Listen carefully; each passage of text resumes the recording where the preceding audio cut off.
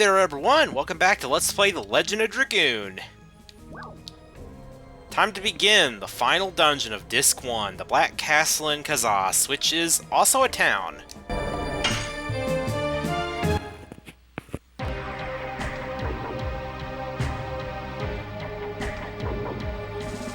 Well, here we are.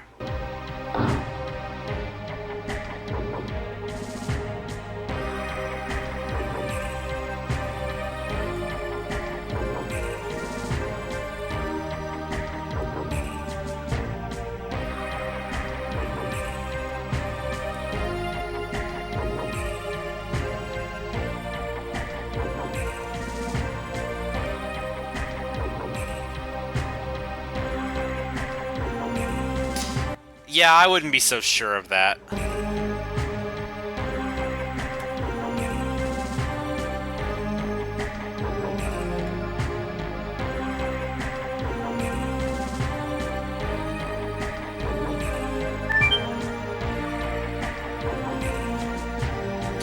There's actually nothing up here.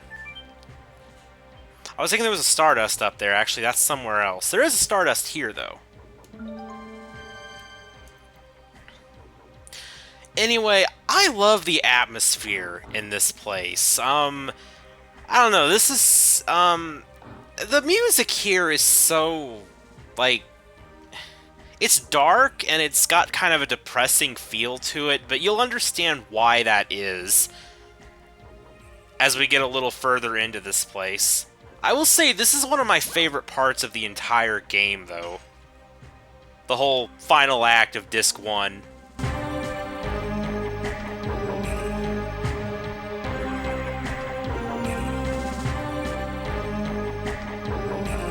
Actually, it doesn't matter if you say yes or no to that.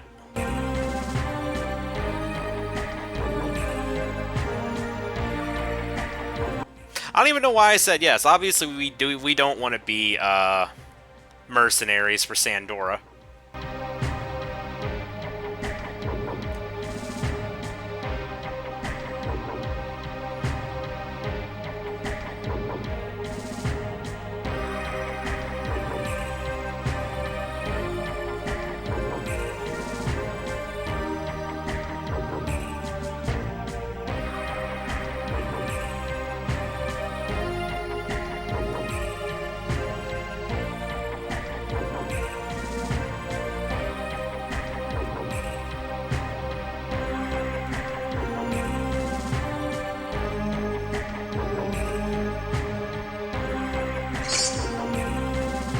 I get a free 100 gold.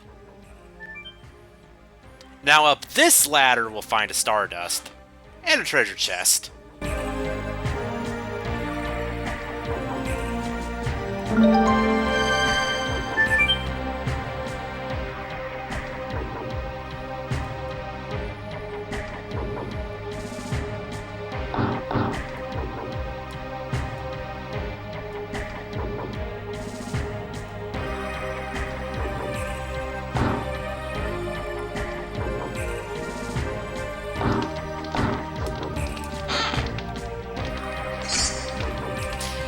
Now, the Twister Glaive is a new weapon for Albert, and you want to hold on to this weapon.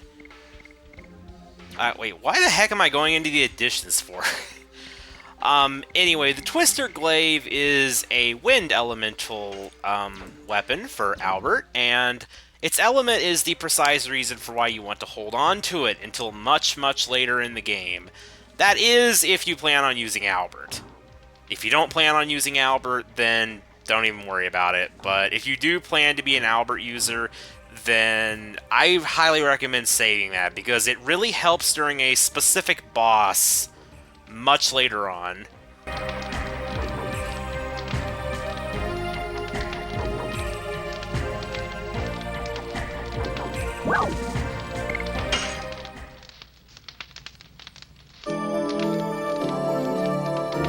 I don't think I even needed to do that, but whatever.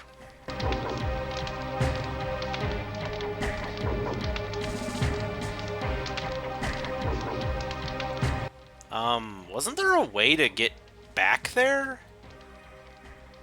Thought there was. Actually, I think you can only get there from another, I think you can only get there from here.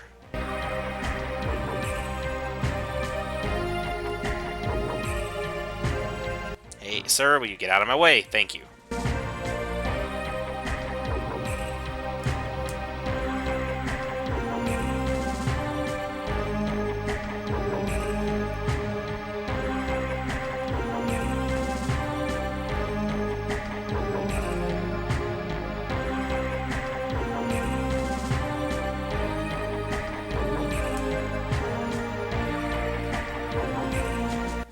And no, everyone, it's not that Popo. If it was, that would probably be terrifying. If we're going by the abridged version. There we go. This is what I was thinking of.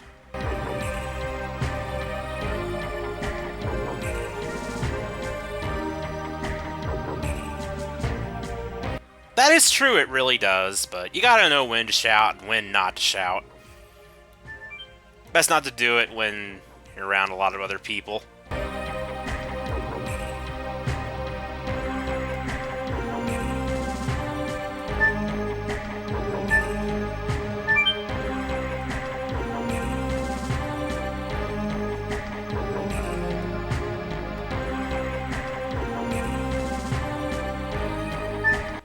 I don't think it's possible to go any further than this, but there's nothing back there anyway, so it's not important. Or actually, oh wait, no you can, because that person does... Oh wait, I'm actually looking at the outside anyway there. Yeah, you turn around and go the other way. Okay.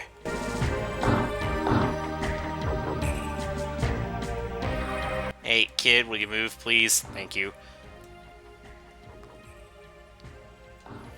Let's go update our weapons and armor.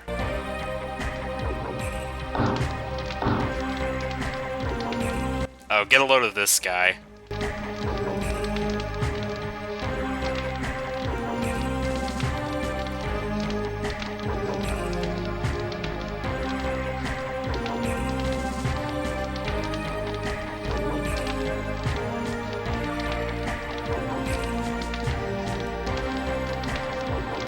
Uh-huh. Do go on.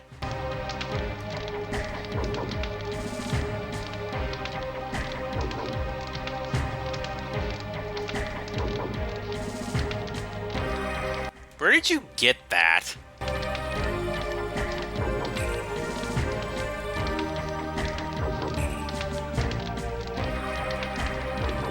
Also, Fearbrand didn't even have feathers anyway.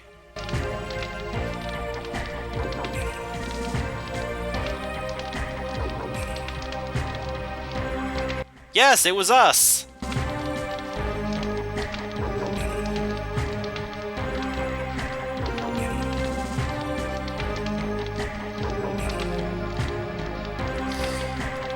Anyway, the third Stardust is found right there.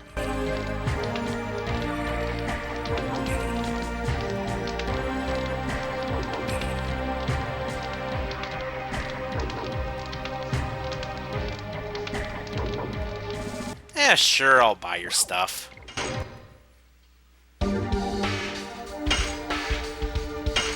Good weapons.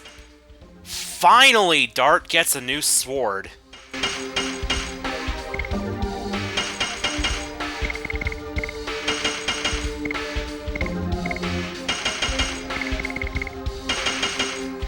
There we go. All up to date with our gear.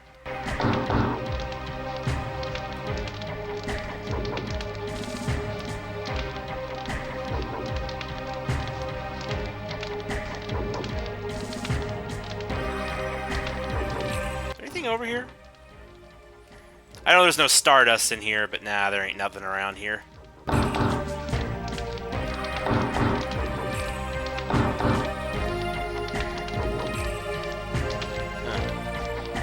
actually wonder if you can find his key. I don't think you can, though. Hey, Hey, will you move? Thank you. No, that's not like a side quest or anything.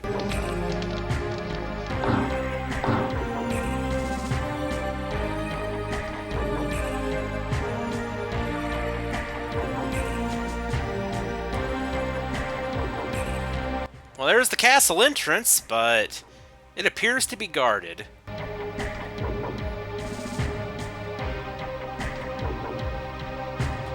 Hopefully.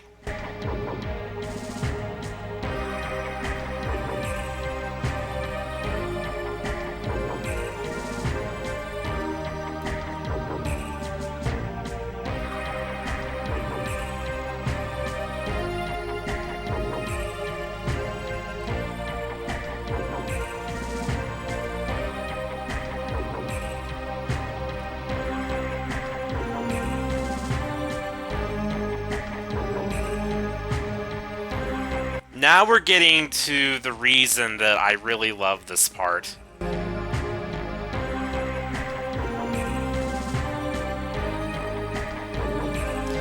See, on my first playthrough of this game, up to this point, you never really think about the citizens of Sandora. Like, the only Sandorans you ever see are the soldiers, and all of the soldiers seem to be just pure evil and sadistic.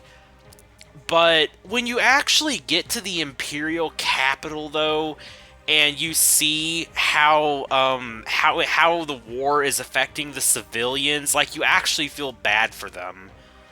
Like, this whole time you think Imperial Sandora are all, like, bad, but then you actually get to their capital and you realize that the citizens of Sandora, the civilians, are suffering just as much as the people in Bale. And everywhere else in Serdio. And this music really represents that, I think. It really represents the poverty and the despair that the citizens of this place are forced to endure under Dole's cruel regime.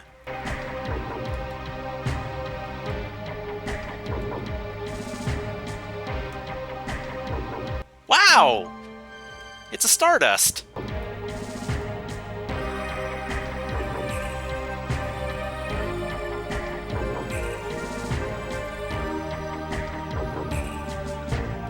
So yeah, when you get to this point, it's like you're no longer fighting just for Bale. You're also fighting for the people of Sandora itself.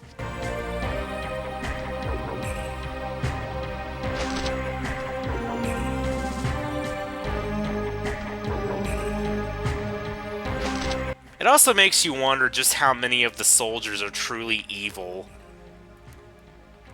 Obviously, some of them, like the ones in the very beginning of the game, are pretty messed up and sadistic, but you gotta wonder how many of them are fighting just because they have no choice, or just because they have a family to feed. You know, like that guy at the very start who wanted to become a mercenary just so that he could get money for his sick paw, you know? Or sick dad. I don't know why I said sick paw. I don't normally say that. But yeah, that's why I think this part of the game is really deep. Like, it just really makes you think about that.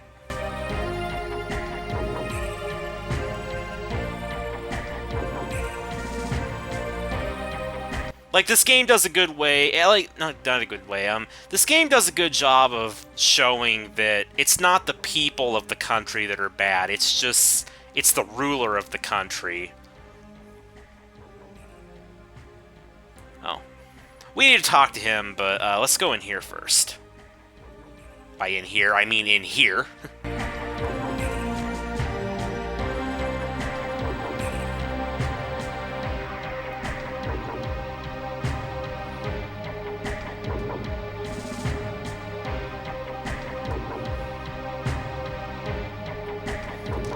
Now, the last two Stardusts are actually very, very close together. There's one right here, and then there's another one right here. And with that, we have 20, I believe. Yep, all 20. Or all 20 on disc 1, I should say.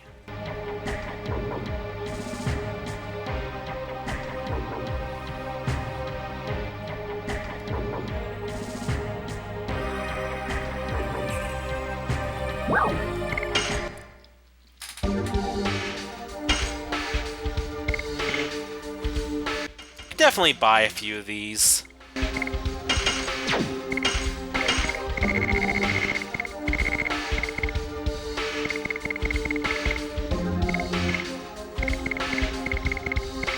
I don't need this many body purifiers. I usually don't need that many of those anyway, like at all. I'll keep one mind and one body purifier, just in case. I don't think there's any enemy in the castle that can cause that can cause any body related status ailments. Yeah.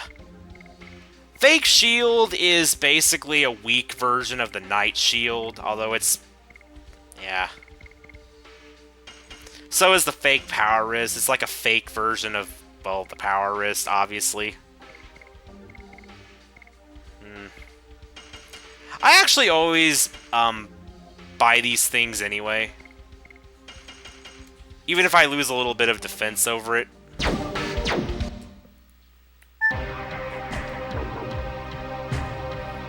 Because I have and always will be a power player.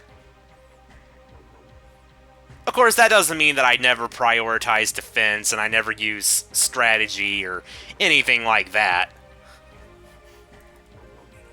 But generally, I go for whatever gives me the highest attack power, and from my experience, it usually works pretty well.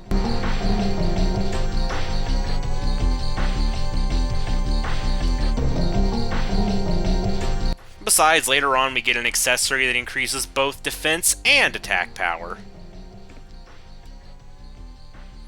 So yeah, you need to answer these questions correctly. You want to say, you cannot say which. And that is true, Dart.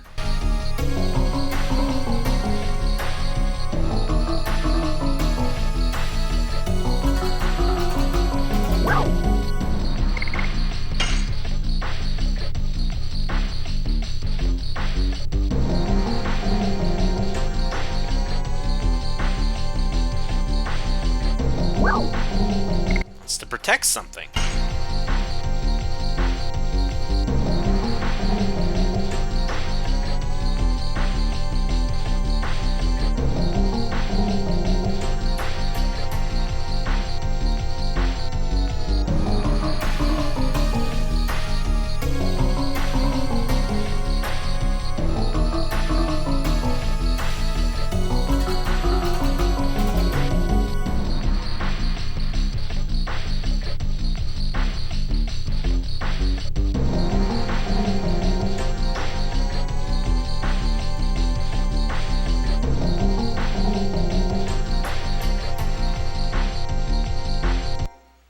Oh yes, yes he is.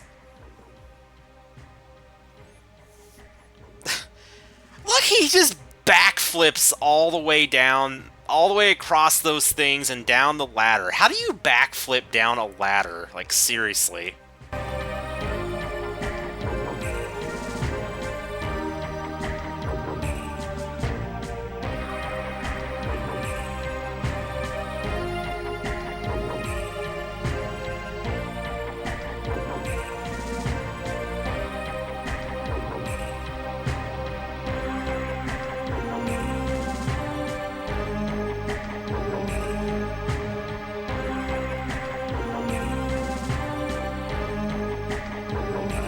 Here's hoping they're still alive.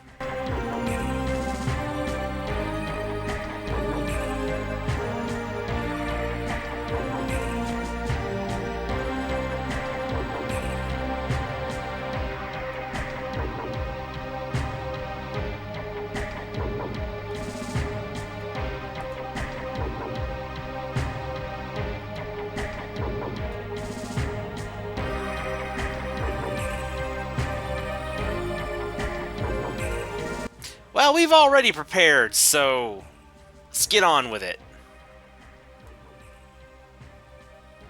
Except this way goes, where does this go? Wait, can I even go down that? Oh, no, wait, never mind. I see it's up there. Alright.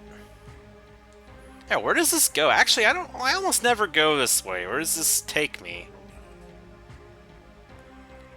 Oh, I see. If I go up that ladder, that'll be, where I first met Popo. I believe.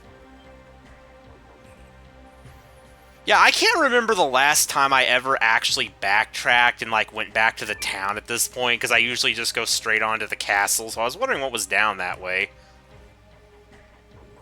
Alright, then.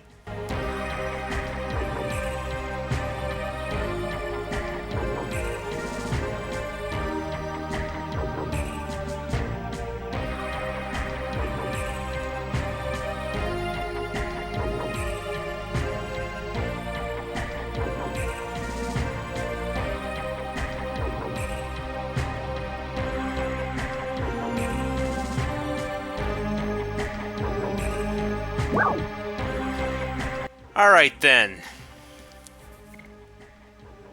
Yeah, we're ready.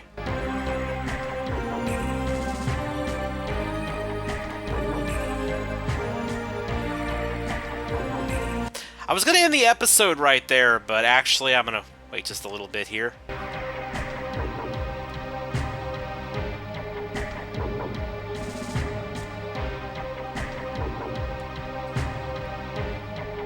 No, we will defeat Dole.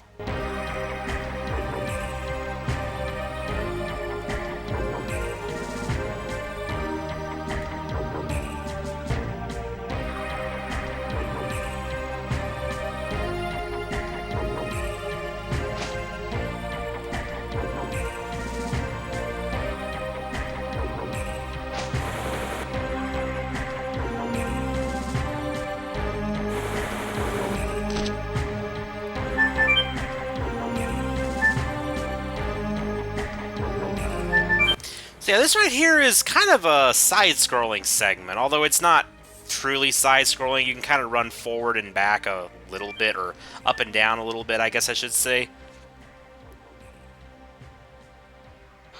You can see the foundation of the castle down there, so... The way in is pretty obvious.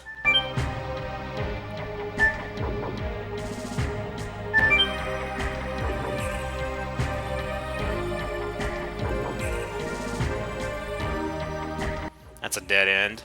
I believe this is also a dead end. Oh, no, it's not. I was thinking of the one down there. By the way, no, there is nothing down there. You know, that looks like a great place to hide a Stardust or something, but there's nothing there. Just two little barrels.